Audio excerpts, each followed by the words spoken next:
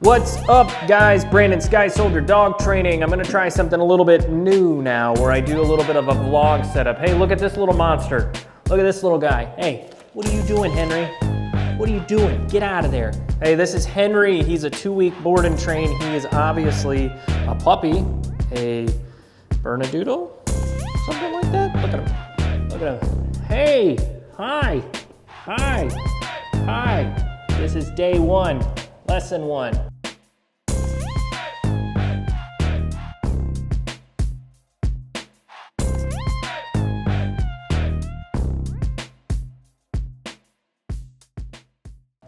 All right, guys, so sometimes people ask what kind of treats do I use. I don't always use food, but this is what I primarily will use.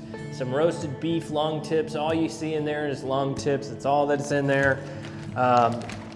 For other treats that I use, I may use this here. I may use some beef liver, just generic organs. No preservatives, no fillers, none of that nonsense in there.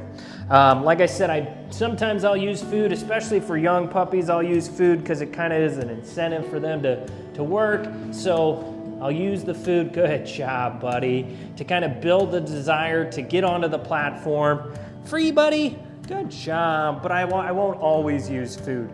I find that food can be a crutch, but you're gonna see that I'm gonna use it as a lure or a reward at some point. I'm gonna tell you this is a lure and then, no, this is a reward. What I wanna do here with this video series with Henry is I wanna kinda show you guys how to train your puppy from start to finish. All the good, all the bad, why I do this, why I don't do that, all of those things. Because I think that it's really silly for a dog trainer to tell a pet owner that they can't train their dog. They've done that for many, many years. There's dog whisperers, you know, I speak dog, all of that nonsense that dog trainers will say, and it's just not true. Anybody can train their dog. If they know what to do and they know how to do it, then it's no big deal. Just be consistent, that's it. So Henry is a Bernedoodle. He's a 2-week board and train. He doesn't know his head from his butt. And we're starting with a slip lead and we're starting with some beef lung tips. Hey, come on, buddy. Look at this. Oh my goodness. There we go. This is luring, okay? Free, buddy. Good job. I'm starting to say the word free because I want him to start to figure out that free means you're done working. Right now, no, he has no idea what that means. Come on. There you go, buddy. Good job. Good boy.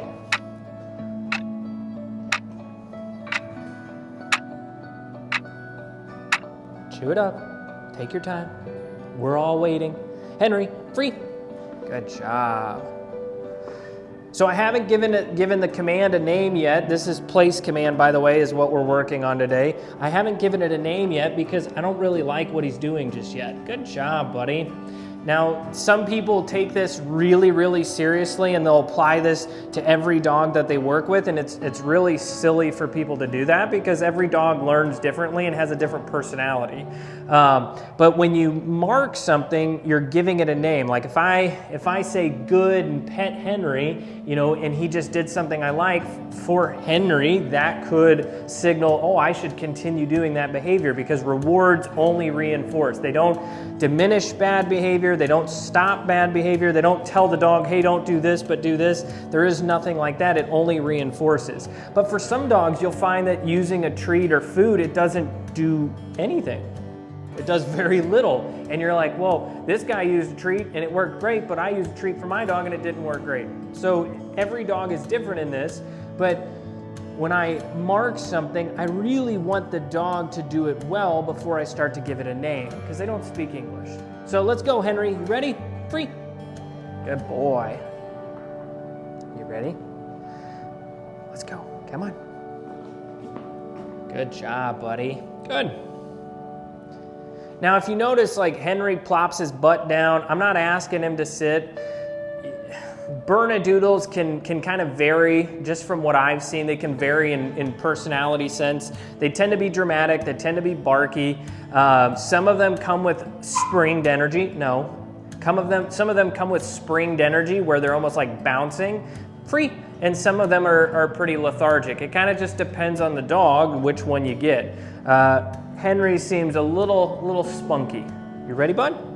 Come on. There we go, good job.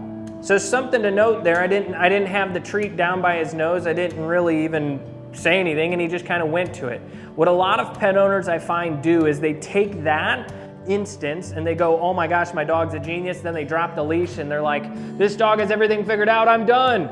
No, don't do that, don't do that. Henry, free.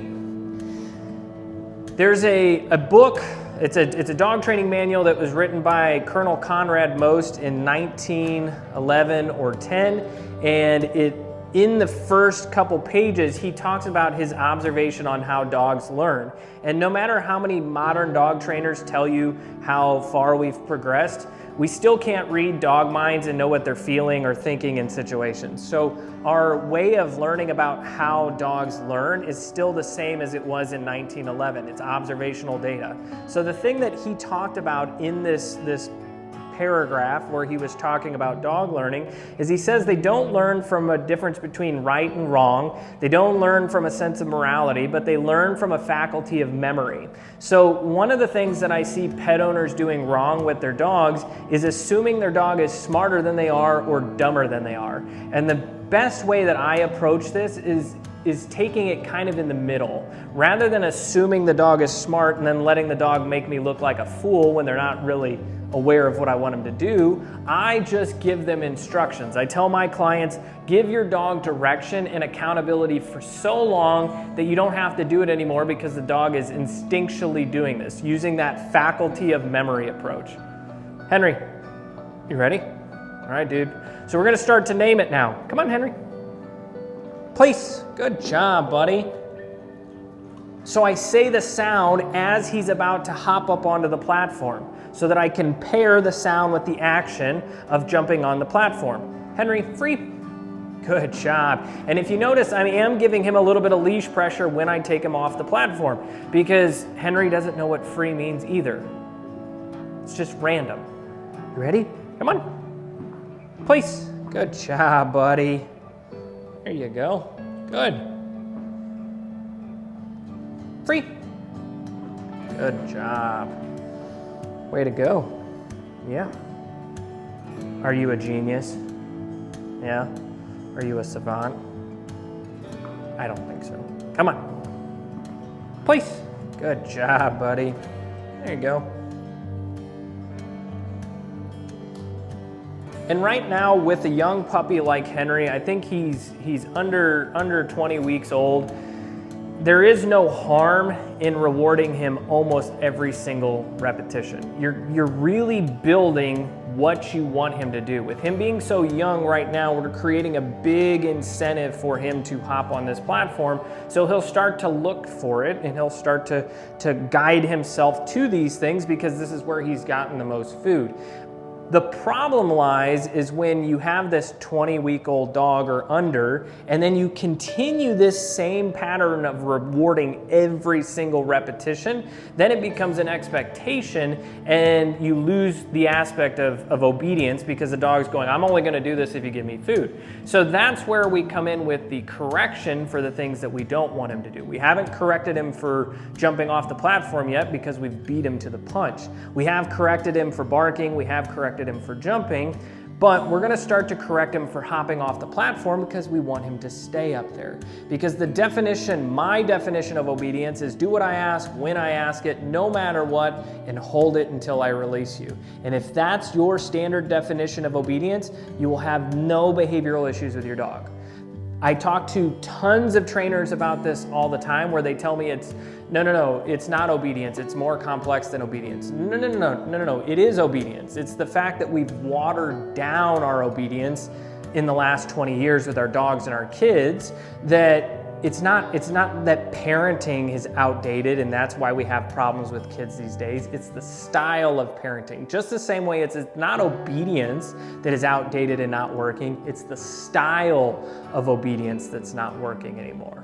So you have that hold it until I release you no matter what in your obedience, then you don't have any issues.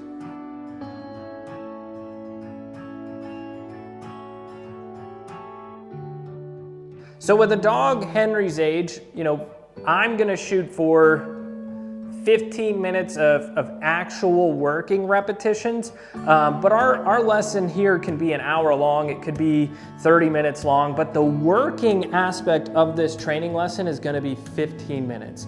And the reason I distinguish that for you guys is because Henry is super young. And if I do 50 minutes to an hour of just repetitions, working repetitions, his little brain is gonna cut out right at the 15-20 minute mark.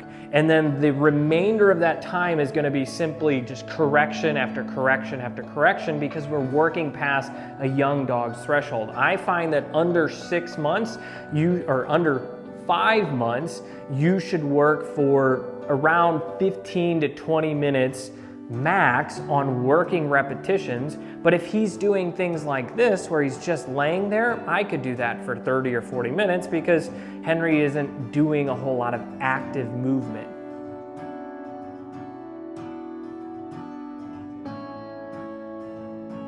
So now we want to start teaching that implied stay. We want to teach him that place command means stay, because the word stay, and this is going to trigger some dog trainers out there and some TV dog trainers.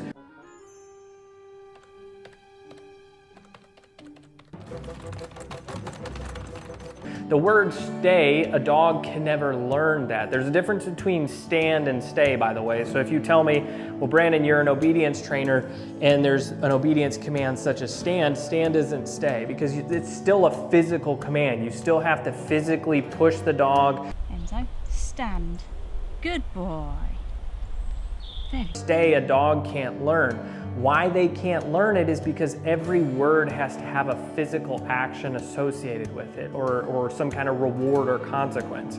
Because if you think of place, the dog gets the reward for hopping on the place. If you think of sit, he gets the reward for putting his butt down. If we say down, he gets the reward for putting his elbows to the mat. Those are all actions. Because if I taught young Henry here in Spanish, and then I taught Liberty in German, it's not because he's from Spain and she's from Germany, it's because I like the sounds of Spanish and German, and he has no comprehension of the Spanish language. He doesn't sit through his brain and go, oh, stay, that means wait, because he knows the definition. He learns that every command means to stay. Nope. Place, good boy, by getting a consequence when he moves before I release him. Good job, buddy. That was his first correction for hopping off place. You guys will see that he's completely devastated. Maybe you won't because I only have one camera today. But I'm gonna give him some space here. I'm gonna give him some space to, nope, place, good job, buddy, to make some decisions. Decisions are crucial for dog training because if the dog can't make decisions, they can't learn.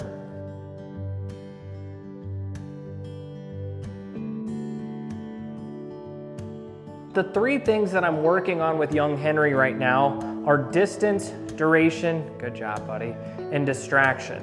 So distance being how far away from Henry can I be and he complies with the command. Then we have duration, at how far, for how long can he comply with this command. And then distractions could legitimately be anything and everything for a dog like Henry. Could be how many people are in the room, whether there's another dog in the room, whether you're running the vacuum cleaner, whether the dishwasher's going, all of these things can be distractions. One of the big things that a lot of people probably didn't think about over the last couple months was having people at the house. If you started training prior to Thanksgiving or Christmas, you probably had 2, 3, 4, 5 people at the house, but you didn't have 15 to 20 like you did for Christmas or Thanksgiving. And so the amount of people in the house can be an impact on how well or how poorly a dog does in a task that we want him to do. And so when you want to think about distance, duration, distraction, you want to think about what is the success return based on those three attributes. Because I could train Teddy out at a dog park like a lot of YouTube trainers do or a lot of social media trainers do, meet a group of dog owners in a park setting and the dogs are all reactive or overly excited, and I could get them super amped up and then correct the hell out of them in the lesson because they're so animated and worked up.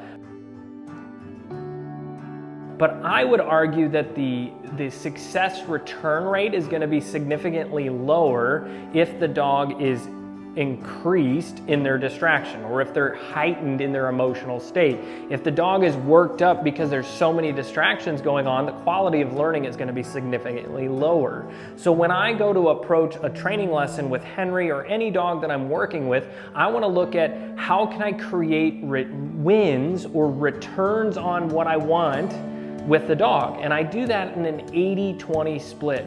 80% of the tasks that I'm asking Henry to do are easy. 20% is challenge. The 20% challenge today is that he doesn't know anything. But as we start going through the 2 weeks, we're gonna start to increase the challenge as he starts to do better in what we want him to do. But I feel like a lot of pet owners and a lot of dog trainers, especially social media dog trainers, they don't give you the correct outlook on how to set up a lesson for your dog. You either make it so easy by avoiding all conflict, or you make it so challenging that your dog's never going to progress because they're always in a heightened state of emotion based on the distractions. Don't do like the social media trainers do and take your dog to a dog park and try to do training, unless they're prepared for that level of distraction. So 80-20 is how I do it. Now let's talk about pressure. Pressure, in my definition, is the corrective tool and method that I use on a dog. So in my facility right here, I've got prong collars, I've got choke chains, I've got dominant dog leads, I've got slip leads, I've got e-collars, the whole bit.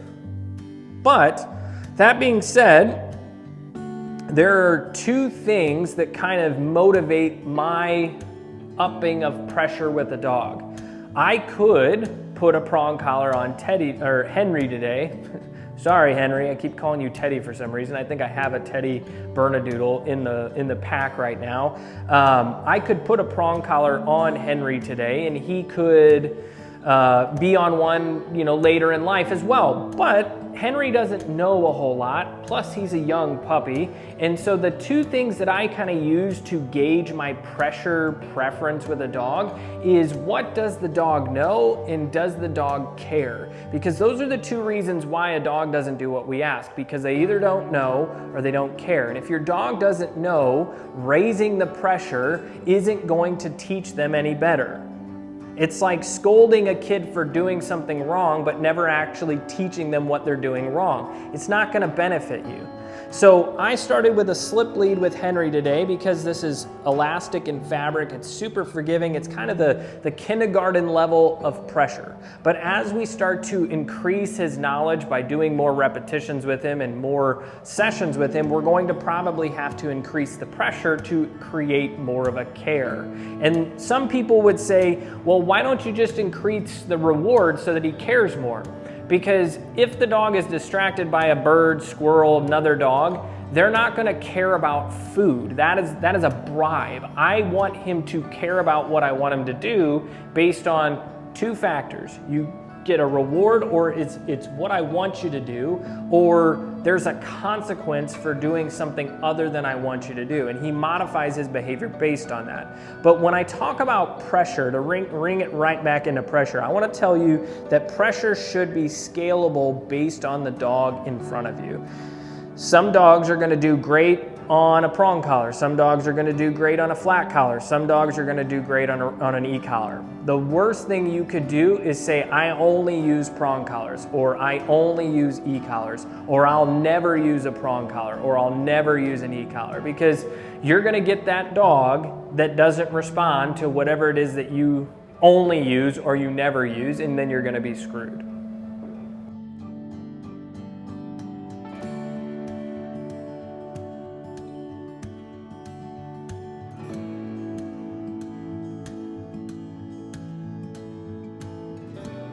And so in this very first lesson, the worst thing that you can do as the pet owner at home that's training their dog alongside me here with Henry is you could try to challenge your dog further than what they're capable of. A lot of times when I do one-on-one lessons with families, I'll start with a lesson just like this with their dog, and they walk in and their dog is a tornado on the end of the leash. And by the end of 30 minutes, they're doing this, and the owner goes, oh my gosh, you fixed them.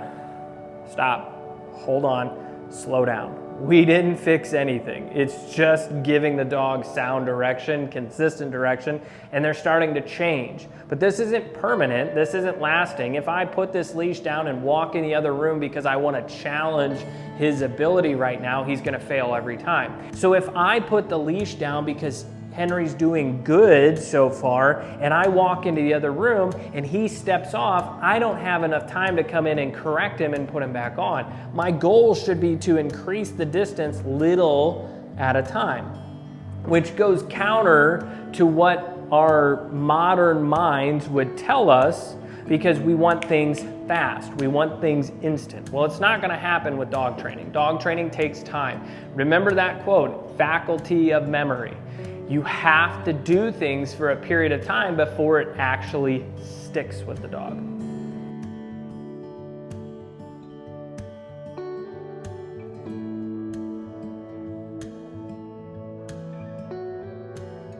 Now, Henry has a little bit of a lazy streak to him. I'm not gonna say he's a genius, and I'm not gonna say he's a full-fledged dummy just yet, but I wouldn't say that he knows the difference between right and wrong. Maybe in this session right now, he's kind of got a warm and fuzzy that he shouldn't jump off unless he's released, but I wouldn't trust him to know the difference between right and wrong just yet. He's super young. This is the first lesson. We're not quite there yet.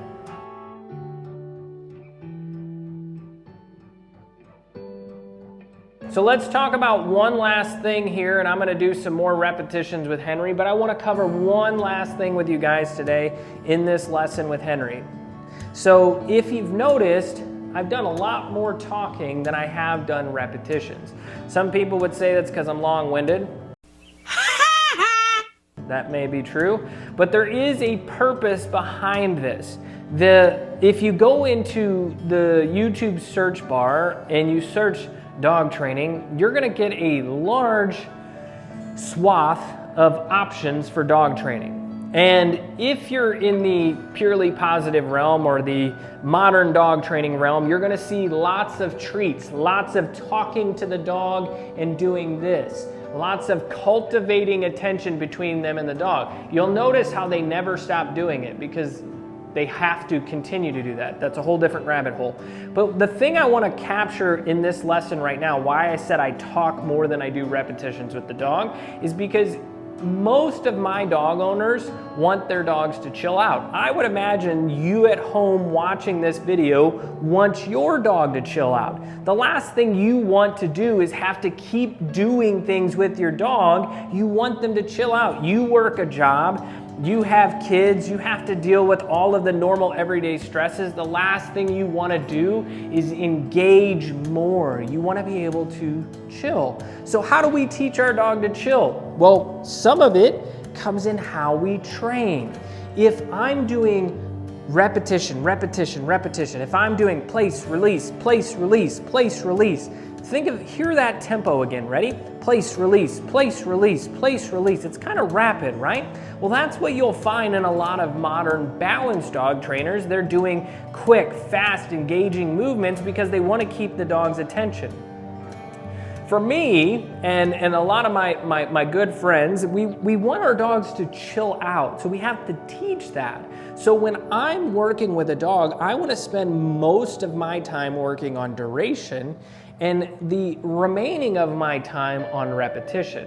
Whereas the counter to a lot of the modern balanced dog trainers is you'll see the dogs doing flips and going in and out of the legs, and it's constant engagement.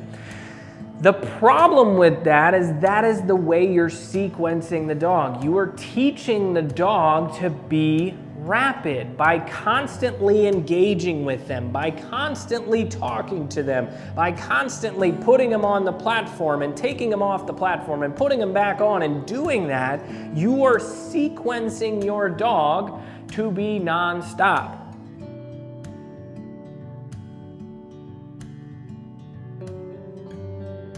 And I don't know about you guys, but I don't need any more things in my life being nonstop. So I want my dog to chill out, so I teach my dog to chill out. make that a priority in your guys' training and you'll see a difference. Guys, this was the very first lesson here with Henry today. I may have called him Teddy a few times. Sorry, Henry.